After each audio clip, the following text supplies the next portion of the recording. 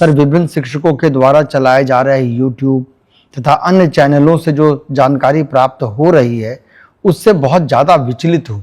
कृपया समाधान करें। हम लोगों ने करीब 80,000 ट्रांसफ़र्स करीब हम लोगों ने किए और 1 से 6 कैटेगरी में जो प्रथम 6 कैटेगरी है उसको हम लोगों ने हम लोगों ने स्कूल अलॉट कर दिया, केवल 34 लोगों को छोड़ के। तो 34 लोग अभी किसी कारणवश गलती से छूट गए हैं, क्योंकि डीओ को अलॉट करना था, डीओ अलॉट कर रहे थे और स्थानांतरण के दौरान ही कुछ डीओ अपने इनबॉक्स में छोड़ के चले गए। तो करीब 34 ऐसे टीचर हैं जिसको हम लोगों ने खोज के निकाला है और उसको हम लोग अलॉट कर रहे हैं। तो 1 से 6 जो है उसमें सभी ने अपना स्कूल ज्वाइन कर लिया और इसके 1 से 6 में भी अधिकांश लोगों ने अपने स्कूल ज्वाइन कर लिए जहाँ पे भी अलॉटेड थे।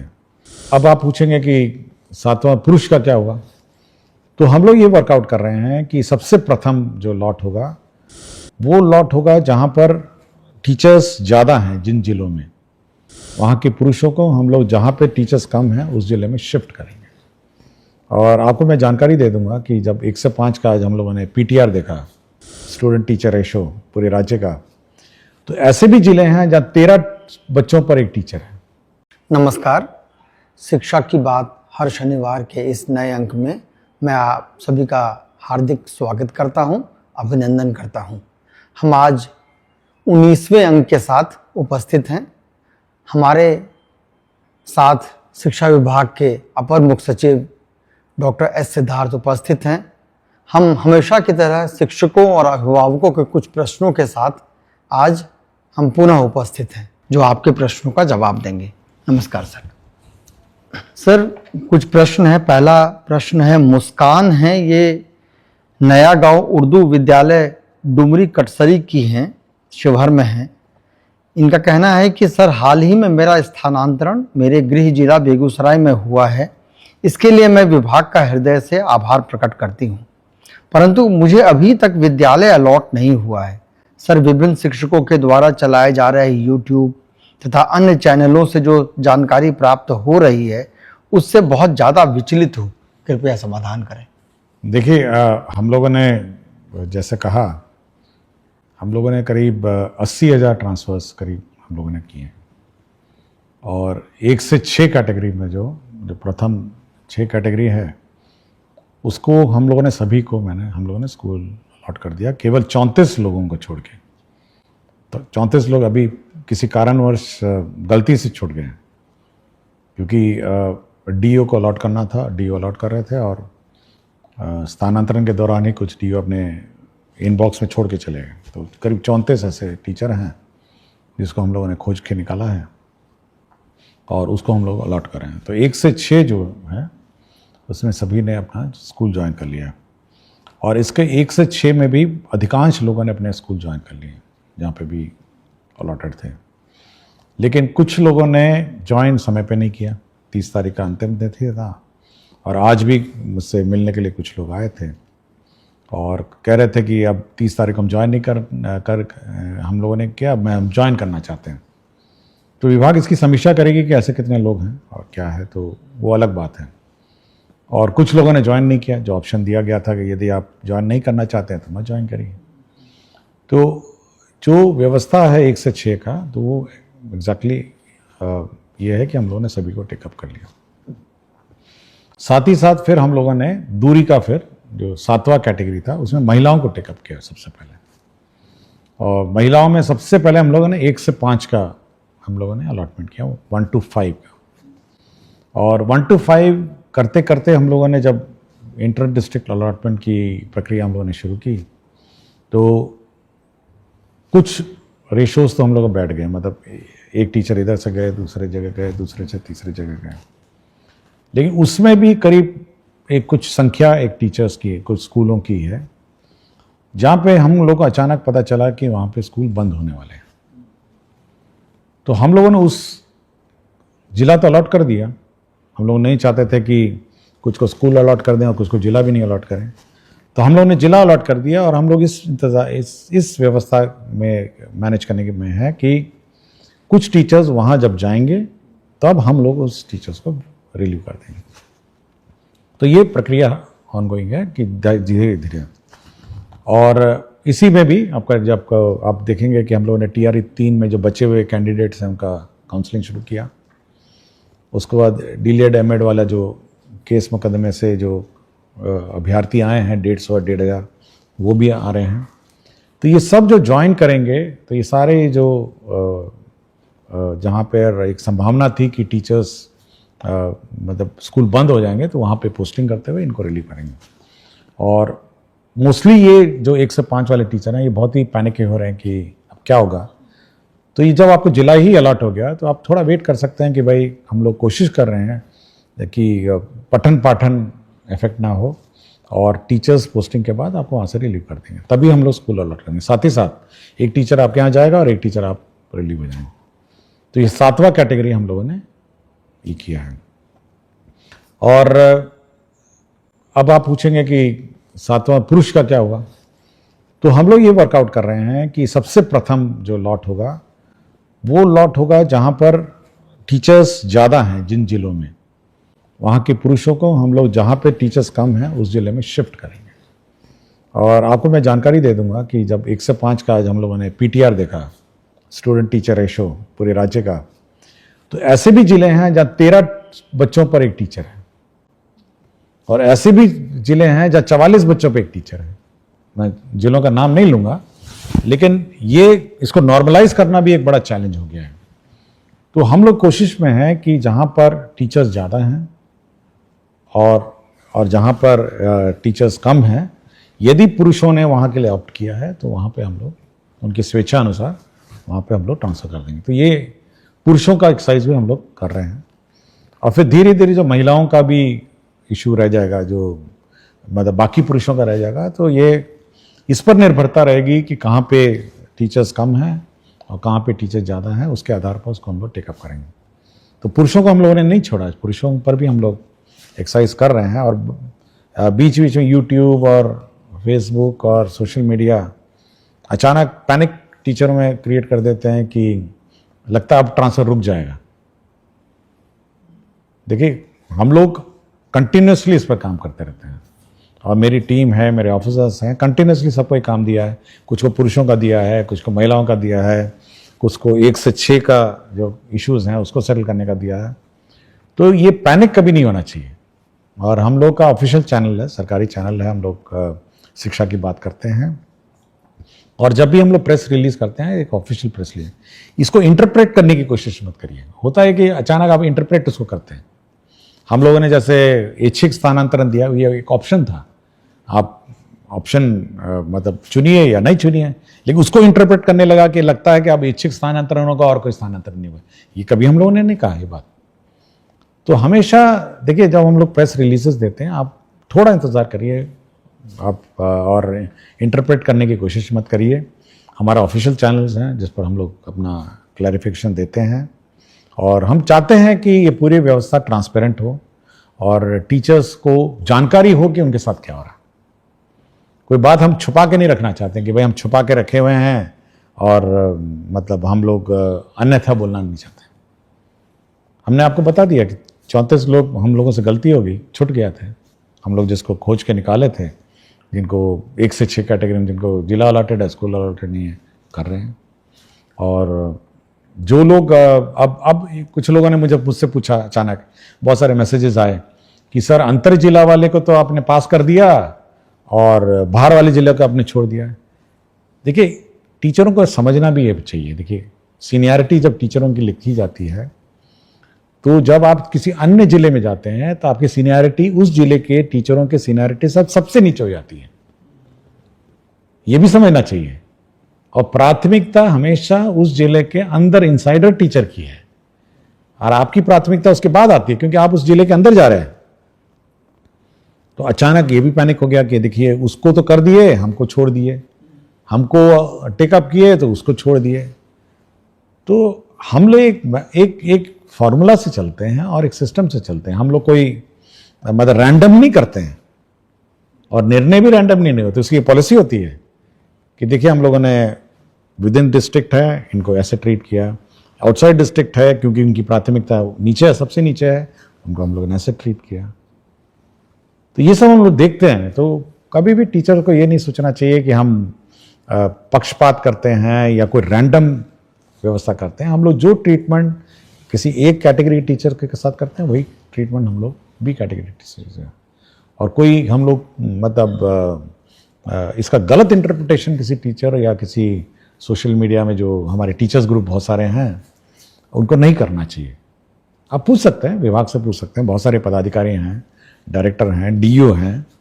और हम लोगों ने ये भी व्यवस्था की है व्यवस्था में कि अगर आप अपने प्रेजेंट पोस्टिंग से शुद्ध हैं विद इन द डिस्ट्रिक्ट तो आप अपने स्थापना समिति अपने ग्रीवांस पोर्टल में आप अप्लाई करिए। और ग्रीवांस पोर्टल डीईओ देखते हैं, आरडीडी देखते हैं और हम भी देखते हैं और मॉनिटरिंग उसकी होती है। और जिला स्थापना जो समिति है, जो डिस्ट्रिक्ट की कमेटी है, वो अगर आपको कोई विशेष समस्या हो, मतलब बहुत ही विशेष समस्या हो, एनमास तो नहीं ले सकते, अचानक फिर से 10-20 हज़ार का शुरू नहीं कर सकते, लेकिन आपको कोई विशेष समस्या है, आपकी सुनवाई करेगी और आपके समस्या का समाधान करेगी। और मैं बार बार यही बात कहता हूँ और हर फोरम पे यही कहता हूँ कि टीचर्स की सुविधा तो हम लोग कंसिडर करते हैं, लेकिन बच्चों की असुविधा हम लोग मतलब क्रिएट नहीं करना चाहते हैं। हम लोग ऐसी व्यवस्था नहीं क्रिएट करना चाहते हैं जहाँ पे स्कूल बंद हो जाएं, पढ़ाई पाठन अफेक्टेड हो जाए, या फिर मैथ्स टीचर चले जाते हैं तो मैथ्स टीचर अब नहीं है तो क्या करेंगे, साइंस टीचर अचानक ट्रांसफ़र हो गए तो क्या करेंगे। तो वैसी व्यवस्था हम लोग नहीं चाहते हैं। हम लोग चाहते हैं कि बच्चों की पढ़ाई जो है, शिक्षा विभाग की प्रायोरिटी बहुत ही क्लियर होना चाहिए, शिक्षकों को भी, अभिभावकों को भी, कि शिक्षा विभाग की सबसे प्रथम प्रायोरिटी शिक्षा व्यवस्था में सुधार और शिक्षा व्यवस्था को सुदृढ़ करने का। ये बिल्कुल टीचर लोग भी अपने दिमाग में बैठा लें और हम भी अपने दिमाग में बैठा चुके हैं। उसके बाद आता है हमारे टीचर्स का कंफर्ट और अपने टीचर्स की सुविधा। ये ऊपर ओवरराइड नहीं कर सकता है कि हम अचानक टीचरों को रिलीव कर दें और स्कूल बंद कर दें। नो, ये हम लोग नहीं कर सकते। शिक्षा व्यवस्था सरकार 22% बजट इसलिए देती है कि हमारे बच्चे पढ़ें, हमारे बच्चों को अच्छी पढ़ाई हो, और इसीलिए सरकार ने बहाल किया है विभिन्न स्कूलों के लिए टीचर्स की पढ़ाई सुचारू रूप से चले। हाँ, आप लोगों को कठिनाई हुई है, बहुत सारे पोस्टिंग रैंडम पूर्व के सालों में हुए हैं, हम लोग उसको रिजॉल्व करने की कोशिश में लगे हैं। और इसमें पेशेंस होना चाहिए और थोड़ा सब्र करना चाहिए टीचरों का। अगर किसी का कोई इशू है तो उसकी सुनवाई होगी और उसका रिजॉल्व होगा, लेकिन अचानक पैनिक नहीं होना चाहिए कि अचानक कोई अब नहीं, ये नहीं होगा, वो नहीं होगा। ये थोड़ा पैनिक टीचरों में नहीं होना चाहिए। आपको अपने पठन पाठन में ध्यान दीजिए और धीरे धीरे आपकी एक एक बात की सुनवाई होगी। और जहाँ तक यथासंभव, मैं बात बोलता हूँ, यथासंभव हम लोग आपका ख्याल रखेंगे, लेकिन आप अपने शैक्षणिक व्यवस्था और पढ़ाई व्यवस्था सुदृढ़ रखें और यह सुनिश्चित करें कि आपके विद्यालय में पढ़ाई। बहुत बहुत धन्यवाद सर। मैडम मुस्कान के माध्यम से ही, सवाल के माध्यम से ही आपने बहुत विस्तार से बताया है और मुझे लगता है कि बाकी शिक्षकों के लिए भी ये बहुत लाभप्रद है। सर, दूसरा प्रश्न है, प्रिंस तिवारी हैं, वैशाली जिला के पातेपुर ब्लॉक के, ये संस्कृत के अध्यापक हैं।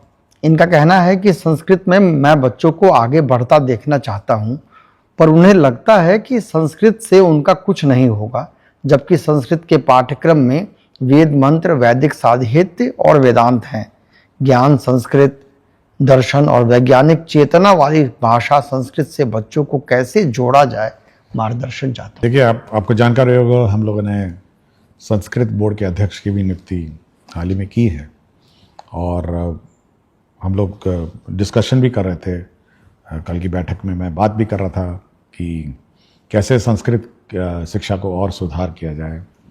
और यह सबसे पुरानी हमारी भाषा है और हमारे धर्म ग्रंथ भी इसी भाषा में लिखे गए हैं और हमारे वेद और पुराण जो भी कही गई है। और बहुत सारी भाषाओं की ये मतलब ये बेस भाषा है, मतलब इस पर बहुत सारी भाषाएं हैं इस देश की, इसके ऊपर बनाई गई। इसलिए ये बहुत ही हमारे लिए मतलब इम्पॉर्टेंट भाषा है और हम लोग के दिल के करीब है, ये इम्पॉर्टेंट है। और एक तो जैसे बहुत सारे वेद मंत्र और ये सब में तो है ही है, लेकिन बहुत सारी सरकारी नौकरियों में भी आजकल संस्कृत एक बहुत इम्पॉर्टेंट, यूपीएससी में है आपकी संस्कृत भाषा है। आर्मी में बहुत सारे नौकरियां हैं, साथ ही साथ शैक्षणिक संस्थाओं में भी ये संस्कृत भाषा में नौकरियां हैं, और साथ ही साथ ये बहुत ही कंप्यूटर फ्रेंडली भाषा है। ये इतनी मैथमेटिकल है कि ये कंप्यूटर फ्रेंडली भाषा है। इसलिए बहुत सारे मैं कहीं पढ़ रहा था कि कुछ लोग नासा में भी संस्कृत पे पेपर लिखे हैं। मैं जस्ट पढ़ रहा था, लेकिन ये बहुत ही महत्वपूर्ण भाषा है, और ये हम लोग के दिल के करीब, और ये बहुत ही आदर से हम लोग को इसको पढ़ना चाहिए और इंटरेस्ट लेना चाहिए। शुक्रिया सर। एक हैं पुनीता कुमारी, राजकीय मध्य विद्यालय कोटवा गोपालगंज की हैं। इनका कहना है कि सर्वप्रथम आपके द्वारा किए गए बेहतरीन कार्यों हेतु आपको साधुवाद दे रही हैं सर। महोदय, आपके द्वारा अभिभावक गोष्ठी को लेकर एक कैलेंडर जारी किया गया है जो बेहद सराहनीय और प्रशंसनीय है। महोदय, क्या उक्त कैलेंडर को सभी विद्यालयों के सूचना पट पर लगाया जा सकता है, जिससे कि अभिभावकों को पूर्व से ही गोष्ठी के संबंध में सूचना मिल सके? यह अत्यंत लाभकारी सिद्ध होगा। ये अच्छा सुझाव है। हम लोग कोशिश करेंगे कि जो भी नोटिस बोर्ड है उसमें अगला अभिभावक गोष्ठी का डेट अंकित रहे, ताकि अभिभावकों को पता चल जाए कि ये गोष्ठी का अगला तिथि है, और सभी लोग अभिभावक और कोशिश भी करेंगे, देखते हैं, ट्रायल लेते हैं कि सभी को एसएमएस, क्योंकि कुछ अभिभावकों के फ़ोन नंबर भी हैं, कोशिश करते हैं कि एसएमएस से भी खबर कर दें कि अगला अभिभावक, अभी बच्चे का अगला अभिभावक गोष्ठी फलाना है, भाग लें। ये भी कोशिश करते हैं। लेकिन अच्छा सुझाव है कि अभिभावक गोष्ठी की सूचना अच्छी तरह दी जाए। बहुत उपयोगी है सर। एक शिक्षक ने पूछा है कि आदरणीय एसीएस महोदय, वोटर सत्यापन के कार्य में विद्यालय के 80-90% शिक्षक लग गए हैं। ऐसे में जो विद्यालय में रह गए हैं उन्हें बहुत कठिनाई हो रही है। कई विद्यालयों में मात्र एक ही शिक्षक है। ऐसे में विद्यालय का संचालन कैसे करेंगे? इस पर कोई दिशा? देखिए, इलेक्शन का कार्य महत्वपूर्ण कार्य है, और ये पीपल्स रिप्रेजेंटेशन एक्ट से गवर्नड है, इसलिए उसके बारे में मैं कोई टिप्पणी नहीं करूँगा। लेकिन मैंने सभी डीओस को कहा है कि वो मॉनिटर करें हर स्कूल्स को, जहाँ पे भी टीचर्स अपने वोटर लिस्ट पुनरीक्षण कार्य में व्यस्त हैं, तो अन्य अगल बगल के स्कूलों में से टीचर्स को लगा के डिप्यूट करके संचालन करेंगे, और ये सुनिश्चित करेंगे कि शैक्षणिक कार्य प्रभावित नहीं हो, क्योंकि आगे फिर इलेक्शन भी है, उसमें भी हो सकता है ये सब कार्य प्रभावित होगा। और साथ ही साथ आरडीडी को भी कहा गया है कि आप मॉनिटर करिए कि ऐसा ना हो कि सारे के सारे टीचर वोटर लिस्ट वेरिफिकेशन में चले जाएं और शैक्षणिक कार्य प्रभावित हो। अगल बगल पंचायत में, उसी पंचायत के टीचरों को डिप्यूट करके उसको काम शुरू किया जाए और सुनिश्चित किया जाए कि शैक्षणिक कार्य प्रभावित हो। शुक्रिया सर। एक सतीश कुमार हैं, ग्राम पिपरा धुकराहा, रामनगर, पश्चिम चंपारण के। ये निवासी हैं सर।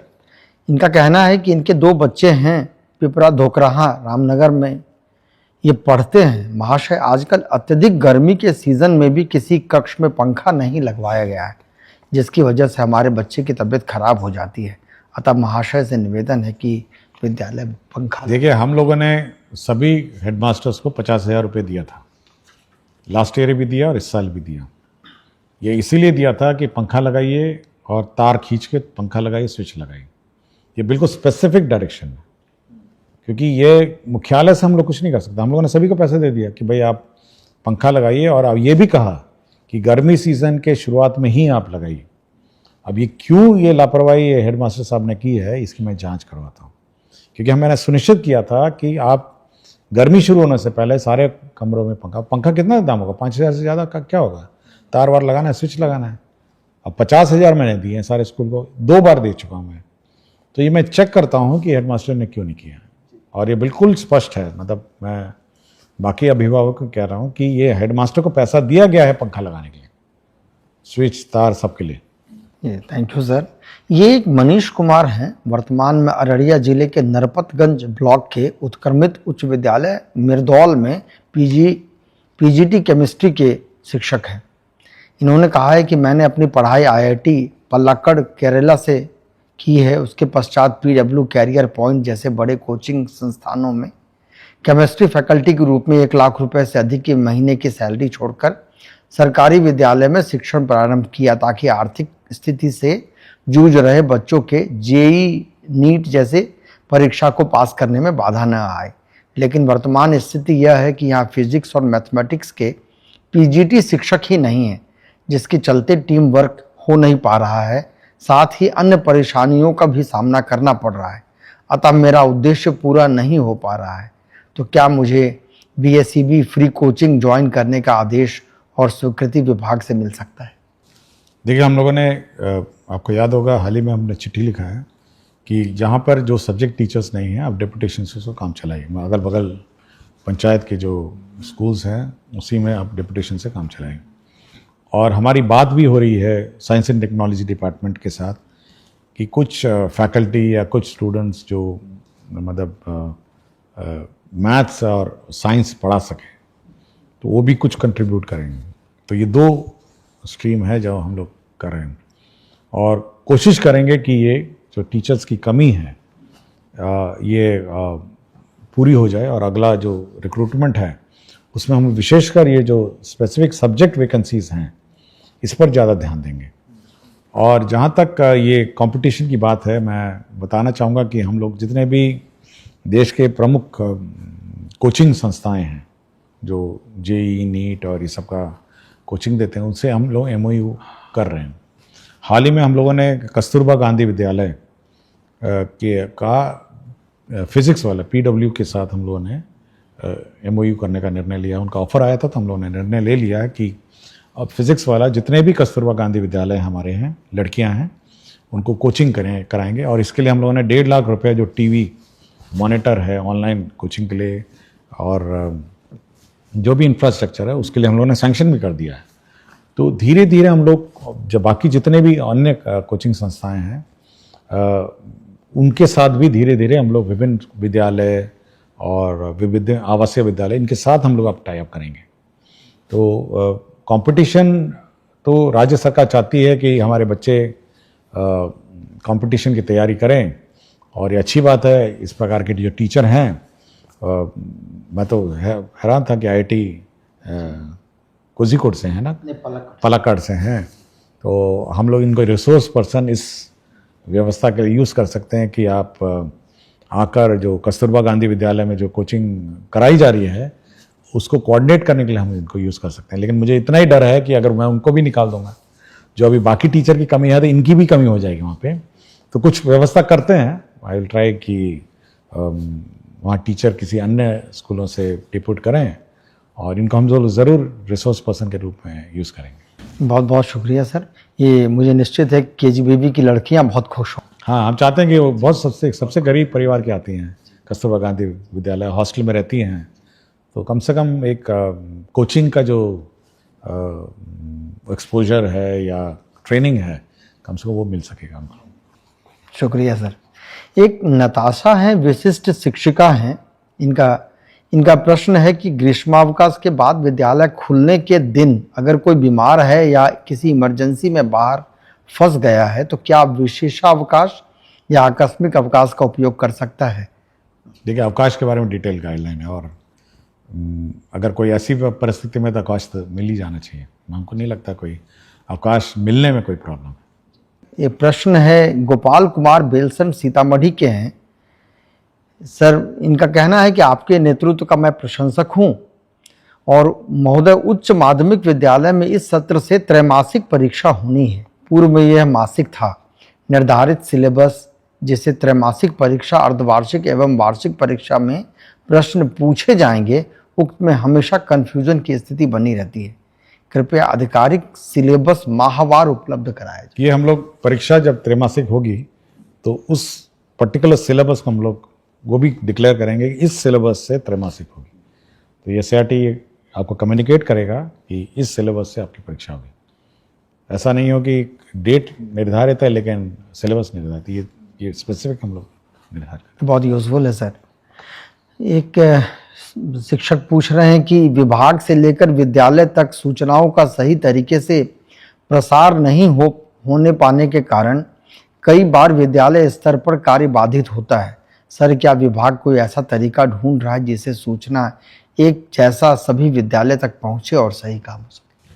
देखिए, हम लोगों ने सभी विद्यालयों में टैबलेट भेजा है और बहुत सारे विद्यालयों में पहुंच भी गया है। मेरे ख्याल से 3-4 दिन में और भी पहुंच जाएगा।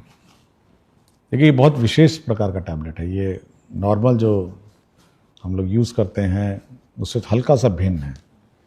वो इसलिए भिन्न है कि इसमें वही सॉफ्टवेयर लोड हो सकता है जो मुख्यालय से आपको निर्देशित होगा, अन्यथा वो सॉफ्टवेयर अपने डिलीट हो जाएगा। पहले तो ये है। दूसरा है, ये हमारे सेंट्रल सर्वर से लिंक्ड है। जो टैबलेट है ये बिल्कुल हमारे सेंट्रल जो मैसेजिंग सिस्टम है उससे लिंक्ड है और मुख्यालय से जैसे ही हम इसमें पत्र डालेंगे वो आपके टैबलेट में नजर आ जाएगा। या मुख्यालय से हम कोई भी सूचना देंगे तो हर स्कूल में अपने आप पहुंच जाएगा। ये डीओ से, फिर डीओ से बीओ, बीओ से टीचर, या फिर सोशल मीडिया के माध्यम से बिल्कुल मतलब वो बंद कर दिए। हम अगर कहेंगे कि ये टीचर का पत्र है और अभी तुरंत जाना है तो सारे स्कूल के टैबलेट में पहुंच जाएगा। तो अब वो व्यवस्था हो गई है कि हम लोग बिल्कुल मैसेजिंग सिस्टम जो है बिल्कुल कनेक्टेड हो गई है। मतलब हम लोग यहाँ से भेजेंगे और वो वहाँ के टैबलेट में आ जाएगा। और साथ ही साथ उल्टा भी है, हम लोग अगर टैबलेट से कोई सूचना निकालना चाहेंगे तो ऑटोमेटिकली पुल व्यवस्था भी है कि हम उस टैबलेट को एक्सेस कर सकते हैं और वहाँ से हम लोग सूचना प्राप्त कर सकते हैं।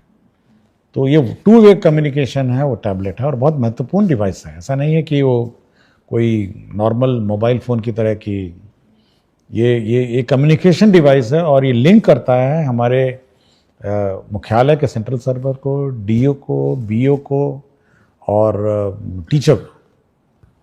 तो इसलिए बहुत ही महत्वपूर्ण ये इंटरवेंशन है। मुझे लगता है सर कि इसके बाद का सवाल के जवाब आपने ऑलरेडी दे दिया है। सवाल है कि हम लोगों को विभाग के द्वारा टैबलेट फ़ोन दिया गया है। सर, बच्चे इसे देखकर बहुत खुश हुए और आपको धन्यवाद दिए। सर, अब इस टैबलेट का करना क्या है? नहीं, ये बच्चों के लिए नहीं था। नहीं, ये बच्चों के लिए नहीं है बिल्कुल।